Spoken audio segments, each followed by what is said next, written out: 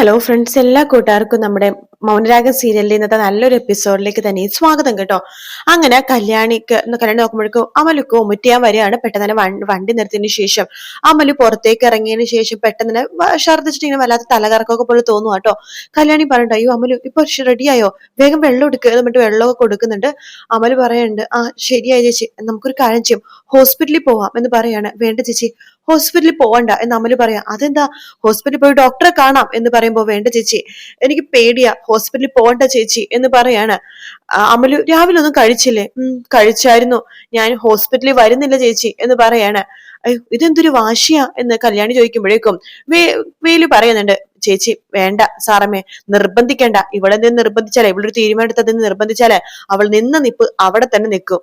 എന്നാ ശരി, നമുക്ക് വീട്ടിലേക്ക് പോവാം, വീട്ടിലെ ഗ്യാസിന്റെ ഗുളിക എന്തെങ്കിലും ഉണ്ടാവും, പിന്നെ ചുക്ക് കാപ്പി ഇട്ട് ഞാൻ പറയാം, വാ എന്ന് പറഞ്ഞിട്ട് അമലിനെ വിളിച്ച് വീണ്ടും വണ്ടിയിലേക്ക് കയറ്റിയാണ് കല്യാണി കേട്ടോ. വീണ്ടും അവർ വീട്ടിലേക്ക് പോയിക്കൊണ്ടിരിക്കുകയാണ്. അതേസമയം മനോഹരാണെന്നുണ്ടെങ്കിൽ പണിയെടുത്തോണ്ടിരിക്കുകയായിരിക്കും. രാഹുലും പുറം തിരിഞ്ഞിട്ട് അവൾ അപ്പുറത്തന്നെ പണിയെടുക്കുന്നുണ്ട്.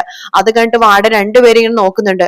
ശേഷം രാഹുലിനോട് പറയണ്ട, എടാ മര്യാദക്ക് പണിയെടുക്കണം കേട്ടല്ലോ, വെറുതെ വഴക്കിനും അടിക്കൊന്നും പോകരുത്. ഇല്ല സാറേ, അങ്ങനെയൊന്നും പോവില്ല എന്ന് രാഹുൽ പറയാണ്. ശേഷം വാർഡൻ അവിടെ നിന്ന് തിരിഞ്ഞു കഴിയുമ്പോഴേക്കും രാഹുൽ വേഗം തന്നെ മനോഹറിന് അടുത്തേക്ക് പോവാണ്. എന്നിട്ട് ഒരൊറ്റ ചവിട്ട് വെച്ച് കൊടുക്കട്ടെ മുതുകത്തിട്ട്. മനോഹർ അപ്പൊ തന്നെ നിലത്തേക്ക് വീഴുന്നുണ്ട്.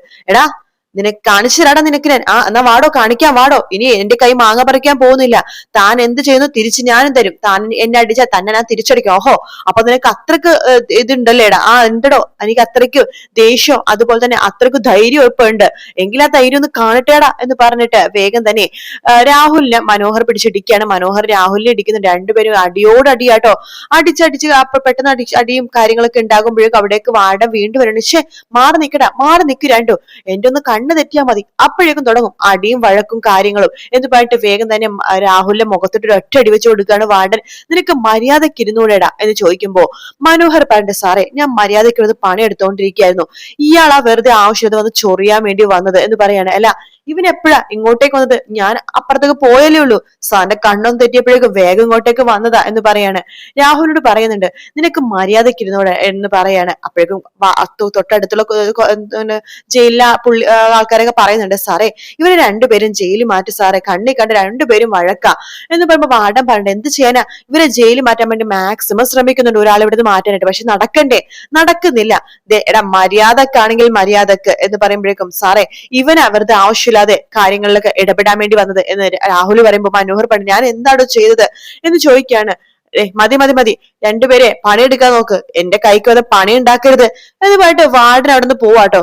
ആ സമയത്ത് രാഹുൽ സൂക്ഷിച്ചൊന്ന് നോക്കുന്നുണ്ട്. അതിനുശേഷം അപ്പുറത്തേക്ക് പോയിട്ട് പണിയെടുക്കാണ്. പിന്നീട് കാണിക്കുന്നത് കല്യാണിനും അതുപോലെ തന്നെ അമലുവിനെ വേലുവിനെ ആട്ടോ. അവരങ്ങനെ തിരിച്ച് വീട്ടിലേക്ക് എത്തിയിട്ട് കല്യാണം വിളിക്കുന്നുണ്ട്, വാ രണ്ടുപേരും അകത്തേക്ക് വാന്ന് പറഞ്ഞിട്ട് ലക്ഷ്മിമ്മയുടെ വീട്ടിലേക്കാട്ടോ കൊണ്ടുവരുന്നത്. അവർ രണ്ടുപേരും അകത്തേക്ക് കയറുന്നുണ്ട്. അവിടേക്ക് അമ്മമ്മ വരെയാണ്. ആഹാ മക്കൾ എത്തിയോ എന്ന് പറഞ്ഞിട്ട് അടുത്തേക്ക് വരുന്നുണ്ട്. അപ്പൊ കല്യാണി പറയുന്നുണ്ട്, ഇതാ എന്റെ അമ്മമ്മ ആട്ടോ എന്ന് പറയാണ്. അമലു വേലു നമസ്കാരം കാണിക്കാണ്. ഇതാണ് ആ പെൺകൊച്ചല്ലേ അമലു, ഇത് വേലു അല്ലേ? അതെ. എടി പെൺകൊച്ചെ, നിനക്ക് വേറെ ആരെയും പ്രണയിക്കാൻ കിട്ടിയില്ലേടി എന്ന് പറയണ, ആ കൊലയാളിനെ തന്നെ നിനക്ക് പ്രണയിക്കണോ എന്ന് ഇങ്ങനെ ചോദിക്കണ്ട്. അവൻ നിന്റെ അച്ഛനെ കൊന്നില്ലേ എന്നൊക്കെ പറയുമ്പോ അമലു അപ്പൊ തന്നെ പൊട്ടിക്കരയാൻ വേണ്ടി ഇങ്ങനെ തുടങ്ങാൻ വേണ്ടി പോകുവാട്ടോ. ശേഷം വേലുവിനോട് ചോദിക്കുന്നുണ്ട്, നിന്റെ പേരെന്താ? വേലു എന്നല്ലേ? അതെ. വേലുവിനെ കണ്ടാ അറിയാം വേല വെക്കില്ലെന്ന്. ഇവനെ സ്നേഹിച്ച് ഇവനെ കല്യാണം കഴിച്ച് നിനക്ക് സുഖമായിട്ട് ജീവിച്ചൂടെ? എന്തിനാ കുറച്ച് കാണാൻ ഭംഗി വെച്ചിട്ട് അവന്റെ പുറകെ പോകാൻ തോന്നുന്നത്? അവനെ കൊലയാളിയാ, അവനെ കൊല്ലാൻ വേണ്ടി എല്ലാവരും കാത്തിരിക്കുക എന്നിങ്ങനെ പറയുമ്പോഴേക്കും വേലു പറഞ്ഞിട്ട്, എനിക്ക് അറിയാമമ്മേ, അവനെ കൊല്ലാൻ വേണ്ടി തന്നെയാ ഞാനും വന്നത്. ചെറുപ്പത്തിൽ ആരില്ലാത്ത എന്നെ എടുത്തു വളർത്തിയത് എന്റെ മാമനും മാമിയാ, ആ മാമനെയാ അവൻ കൊന്നത്. അവനെ ഞാൻ കണ്ടതിനെ വെച്ചേക്കില്ല, അവനെ ഞാൻ കൊല്ലും അമ്മുമ്മ എന്ന് പറയാണ് വേലു. അമ്മ പറയണ, അങ്ങനെ വേണം, ഇവിടെയുള്ള എല്ലാവരെയും അവനെ കൊല്ലാൻ വേണ്ടി കാത്തിരിക്കുകയാണ് എന്നിങ്ങനെ പറയാണ്. കല്യാണി പറയണ്ട്, അമ്മുമ്മേ അമലുവിന് ഒട്ടും വയ്യ, വരുന്ന വഴിക്കൊക്കെ ഛർദിലും തലകറക്കമൊക്കെ ആയിരുന്നു. ആണോ, എന്നാ മോൾ അപ്പുറത്തേക്ക് പോയിരുന്നോ എന്ന് പറയാൻ പോകുമ്പോഴേക്കും അവിടേക്ക് കാർത്തിക വരുവാട്ടോ. കാർത്തിക രണ്ടുപേരും നോക്കുമ്പോഴേക്കും കല്യാണി പറയണ്ട്, ചേച്ചി ഇതാണ് ഞാൻ പറഞ്ഞ അമലും വേലും എന്ന് പറയുമ്പോ അമലുവിനെ കെട്ടിപ്പിടിക്കാട്ടോ നമ്മുടെ കാർത്തിക. ആ സമയത്ത് കല്യാണി പറയണ്ട്, ഇതാണ് എന്റെ ചേച്ചി കാർത്തിക, ഈ ചേച്ചിന്റെ അമ്മനെയാണ് ഗംഗപ്രസാദ് കൊല്ലാൻ വേണ്ടി നടക്കുന്നത് എന്നിങ്ങനെ പറയണ്ട്. അമലു വാ എന്ന് പറഞ്ഞിട്ട് കാർത്തിക അമലിനെ വിളിച്ചിട്ട് അപ്പുറത്തേക്ക് പോവാണ്. വേലുവും അങ്ങോട്ടേക്ക് പോകുന്നു കേട്ടോ. അവർ രണ്ടുപേരും കൂടി അങ്ങോട്ടേക്ക് പോകുമ്പോ തന്നെ അമ്മുമ്മ ചോദിക്കേണ്ട കല്യാണെടുത്ത്, മോളെ ആ പെൺകുച്ചിന് വല്ല അബദ്ധവും പറ്റിയോ മോളെ? അമ്മുമ്മ എന്താ ഉദ്ദേശിക്കുന്നത്? അല്ല അവന്റെ കൂടെ പ്രണയിച്ച് നടന്നതല്ലേ, ഇനി എന്തെങ്കിലും അബദ്ധം പറ്റിയോ? അവൾക്ക് വിശേഷം എന്തെങ്കിലും ഉണ്ടോ? അങ്ങനെയൊന്നും ഇല്ല അമ്മുമ്മേ. അമ്മ വെറുതെ അങ്ങനെയൊന്നും വിചാരിക്കണ്ട. അല്ല അവളുടെ ഷർദിലൊക്കെ കാണുമ്പോ ചോദിച്ചു പോതാ, പിന്നെ മുഖത്ത് നല്ല വാട്ടമുണ്ട് എന്ന് പറയുമ്പോ അങ്ങനെയൊന്നും ഇല്ല അമ്മുമ്മേ എന്ന് പറയാണ്. ഇല്ലെങ്കിൽ കുഴപ്പമില്ല, ഞാൻ പറഞ്ഞതേ ഉള്ളൂ എന്ന് പറഞ്ഞിട്ട് അമ്മുമ്മ അങ്ങനെ പോകാണ്. കല്യാണിക്ക് അങ്ങനെ സംശയമൊന്നും തോന്നുന്നുണ്ട്. പക്ഷെ തോന്നണില്ല. പക്ഷെ അമ്മുമ്മ അമ്മലുവിനെ ഇങ്ങനെ അടിമുടി ഇങ്ങനെ നോക്കുകയൊക്കെ ചെയ്യുന്നുണ്ട് കേട്ടോ.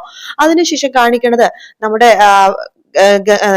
മനോഹരനെയാണ്. മനോഹർ ഇങ്ങനെ ജയിലിലിരിക്കുന്ന സമയത്ത് മനോഹറിന്റെ കൂടെയുള്ള ആള് മനോഹറിന്റെ പറഞ്ഞു, ഇന്ന് അമ്മായപ്പനിട്ട് നല്ലത് കൊടുത്തല്ലേ? കൊടുത്തടാ, നല്ലത് കൊടുത്തു. വെറുതെ ഞാൻ ഇരിക്കായിരുന്നു, വേണ്ട ഉപദ്രവിക്കേണ്ട എന്ന് പറഞ്ഞിട്ട് മര്യാദക്ക് ഇരിക്കായിരുന്നു. തന്നെ ഇങ്ങോട്ട് വന്ന് ചവിട്ടയും പിടിക്കുകയൊക്കെ ചെയ്യാണ്. ഇനി ഞാൻ അയാളുടെ ചവിട്ടും അടിയൊന്നും കൊണ്ട് കിടക്കുന്നില്ല. അയാളെ നിങ്ങൾ വിചാരിക്കുന്ന പോലെ പൊക്കവും വണ്ണവും മാത്രമേ ഉള്ളൂ, മേലനങ്ങാത്ത ശരീരമാണ്, വെറും പൊണ്ണത്തടി. പിന്നെ അയാളെ പ്രായത്തിനനുസരിച്ചിട്ട് എല്ലാ അസുഖവും അയാൾക്കുണ്ട്.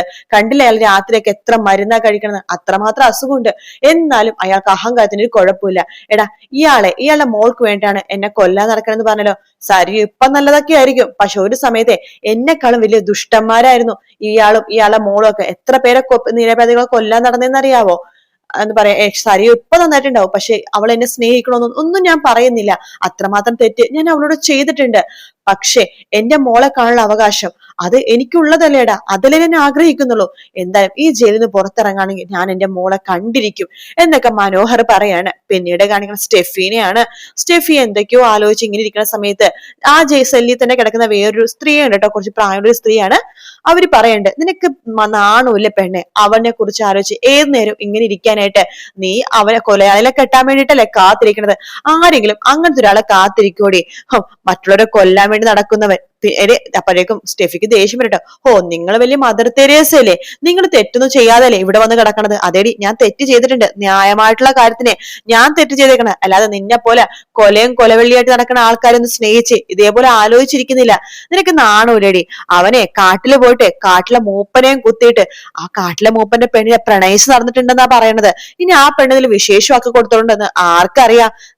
നിങ്ങൾ ഗംഗനെ കുറിച്ച് എന്ത് കൊലയാളിന്നോ അങ്ങനെ പലതും പറഞ്ഞു, പക്ഷെ ഒരു പെണ്ണിനെ പുറകെ നടക്കണമെന്നൊന്നും പറയേണ്ട കാര്യമൊന്നുമില്ല. എന്റെ ഗംഗനെ എനിക്ക് നന്നായിട്ട് അറിയാം.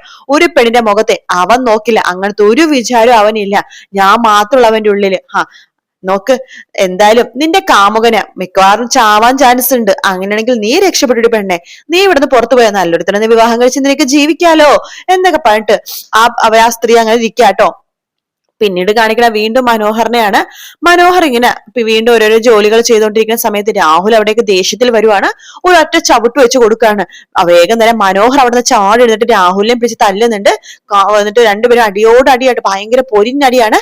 അതൊക്കെ കാണുമ്പോഴേക്കും അപ്പുറത്തെ ജയിൽ പുള്ളികൾ പറയുന്നുണ്ട്, പിടിച്ചു മാറ്റാൻ നിൽക്കൊന്നും വേണ്ട, അമ്മായപ്പെട്ട് രണ്ട് കിട്ടണമെങ്കിൽ കിട്ടട്ടെ എന്ന് പറഞ്ഞിട്ട് അവരിങ്ങനെ രാഹുലിനെ കിട്ടുന്നിങ്ങനെ കാത്തിരിക്കുകയാണ്.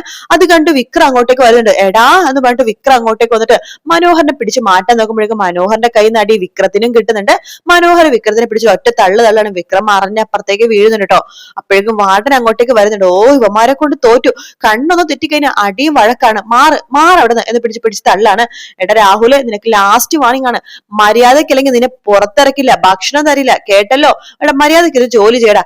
സാറേ ഇവൻ അഭിനയിക്കാണ്, ഇവൻ ഇപ്പൊ നല്ല ഉള്ള ചമയാണ്, എന്റെ കൊച്ചുമകളെ സ്നേഹിക്കാണെന്നൊക്കെ പറഞ്ഞിട്ട്. എടാ അപ്പോഴേക്കും മനോഹർ പറഞ്ഞു, ഞാനേ അവളെ സ്നേഹിക്കുന്നുണ്ട് എന്ന് പറയുമ്പോഴേക്കും സ്നേഹിക്കുന്നുണ്ട്, കുന്തം സ്നേഹിക്കുന്നുണ്ട് എന്ന് പറഞ്ഞിട്ട് അപ്പൊ മനോഹറിന്റെ വാടൻ പറഞ്ഞു, നീ അങ്ങോട്ട് പോടാ എന്ന് പറഞ്ഞിട്ട് അപ്പുറത്തേക്ക് വിടുകയാണ്. ശേഷം വാടനോട് പറഞ്ഞു, അവൻ പഠിച്ച കള്ളനാ എന്ന് രാഹുൽ പറയുമ്പോഴേക്കും, എടാ അവനെ നിന്റെ മോളെ കൊച്ചുമോളെ സ്നേഹിക്കുന്നത് ആത്മാർത്ഥമായിട്ട് തന്നെയാ. അവന് എന്റെ കൊച്ചുമോള് മാത്രമല്ല, ലോകത്ത് ഒരുപാട് പിള്ളേരുണ്ട്, ശരിയാ, പക്ഷെ അവൻ നിന്റെ കൊച്ചുമോളെ സ്നേഹിക്കാനുള്ള കാരണം അവൻ പറഞ്ഞു കഴിഞ്ഞല്ലോ. കാരണമേ അവൻ നിന്റെ മകളുടെ കൊടുത്ത മാത്രമാണ് 2 വർഷം ജീവിച്ചേക്കണത്. ആ കുഞ്ഞിനോടൊപ്പം അവൻ ചെലവഴിച്ചിട്ടുണ്ട്. അതുകൊണ്ട് ആ കുഞ്ഞിനോട് അവൻ അത്ര സ്നേഹം. വെറുതെ ചൊറിയാൻ നിൽക്കണട്ടോ, അവൻ വെറുതെ നിന്നെ ഉപദ്രവിക്കും എന്ന് പറഞ്ഞു. മര്യാദക്കിരിക്കുന്ന പയ്യനായിരുന്നു, നീയാണ് അവൻ ഇങ്ങനെ ആക്കിയെടുത്തത് എന്നൊക്കെ വാർഡൻ ഇങ്ങനെ രാഹുലിനോട് പറഞ്ഞു. രാഹുൽ അതൊന്നും മിണ്ടാതെ കേട്ടോണ്ട് ഇങ്ങനെ ഇരിക്കാട്ടോ. ആണെങ്കിൽ രാഹുലിന്റെ കയ്യും കാലും അനക്കാൻ വയ്യ കേട്ടോ. വിക്രമാണെങ്കിൽ രാഹുലിന്റെ കയ്യും കാലൊക്കെ തടവി കൊടുക്കാണ്. കാൽ തടമ്പോ രാഹുലിന് ഭയങ്കര വേദന ഉണ്ട്. അയ്യോ അമ്മേ എന്നൊക്കെ പണ്ട് വേദനയെ കൊണ്ട് ഇങ്ങനെ വിളിക്കുമ്പോ വിക്രം പറയണ്ട, ഓ കാലിന് നല്ല വേദന ഉണ്ടല്ലേ, എനിക്ക് തന്നെ കാലിന് നരമ്പിന് എന്തോ സംഭവിച്ചിട്ടുണ്ട്, അല്ലെങ്കിൽ ഇത്രയും വേദന എടുക്കില്ല, എടാ നല്ല വേദന, പുറവും കയ്യും കാലൊക്കെ നല്ല വേദനയാ എന്ന് പറയുമ്പോ വിക്രം പറയണ്ട, അതെ നിങ്ങളെ പിടിച്ചു മാറ്റാൻ നോക്കിയപ്പോഴേക്കെ അവൻ എനിക്കിട്ടൊരു ഒരു ഏറ് തന്നു, കൈ വെച്ചിട്ട് നടുവിനിട്ട്. ഓ നടു അനക്കാൻ വയ്യ. ദേ രാഹുൽ അങ്കിളെ, ഞാൻ അങ്കിളിനെ തടവി കഴിയുമ്പോഴേ അങ്കിൾ എന്നെ ഒന്ന് തടവി തരണോട്ടോ, എനിക്ക് കയ്യും കാലും അനക്കാൻ വയ്യ എന്ന് പറയാണ്. ആ സമയത്ത് രാഹുൽ പണ്ടും അവനെ ഇപ്പൊ എന്നെ തല്ലാൻ വേണ്ടി വന്നിരിക്കുക. ആ അതെ, ഇത്ര നാളും മിണ്ടാതിരിക്കായിരുന്നു. അവൻ എന്തായാലും അങ്കിളിനെ പോലെ തന്നെ എനിക്കും ദേഷ്യമുണ്ട്. നമുക്കൊരു അവസരം കിട്ടുകയാണെങ്കിൽ അവൻ അങ്ങോട്ട് ഇല്ലാതെ ആക്കാങ്കളെ, അങ്കിളിന്റെ കൂടെ ഞാനുണ്ട് എന്നൊക്കെ വിക്രം ഇങ്ങനെ പറയുന്ന ഭാഗത്തോടെ ആട്ടോ ഇന്നത്തെ എപ്പിസോഡ് തീരുന്നത്. വീഡിയോ ഇഷ്ടപ്പെട്ടാൽ ലൈക്ക് ചെയ്യുക, സബ്സ്ക്രൈബ് ചെയ്യുക, കമന്റ് ചെയ്യുക. മറ്റൊരു വീഡിയോ കാണാം friends. Take care, bye bye.